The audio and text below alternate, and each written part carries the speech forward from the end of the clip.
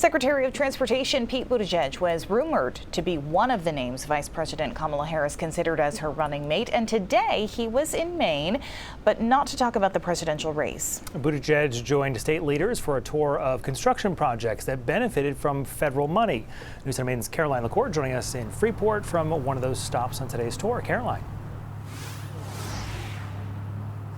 Brian and Amanda, Secretary Buttigieg saved one of the best states for last as a part of a 50-state tour of infrastructure projects that have benefited from the bipartisan infrastructure law. Now, the Merrill Road Interchange Bridge right over to I-295 in Freeport is just one of a handful of stops that Secretary Buttigieg is making. Now, in addition to this bridge, there is also a second bridge that is also benefiting from those fundings right by exit 22 in Freeport.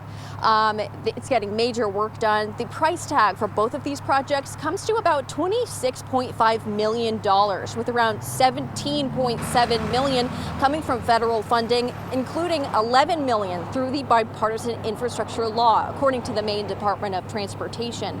Maine DOT Commissioner Bruce Van Note said today that until recently, a lack of funding would have made it impossible to take on both of these bridge projects at the same time. Buttigieg also and instead of dealing with the most critical thing that you just have to take care of, now there's a chance to be a little more strategic, a little more long-term. So that's a big part of why it was important for the federal money to be of these proportions. Here they've had to really innovate in terms of the bridge design to deal with all the road salt that you really need in order to keep the roads safe, but that was penetrating into the old design structure and accelerating the demise of the old construction.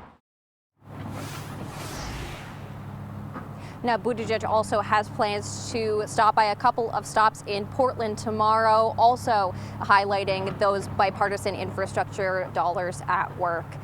Live in Freeport, Caroline LaCour, News Center Maine. All right, Caroline, thank you.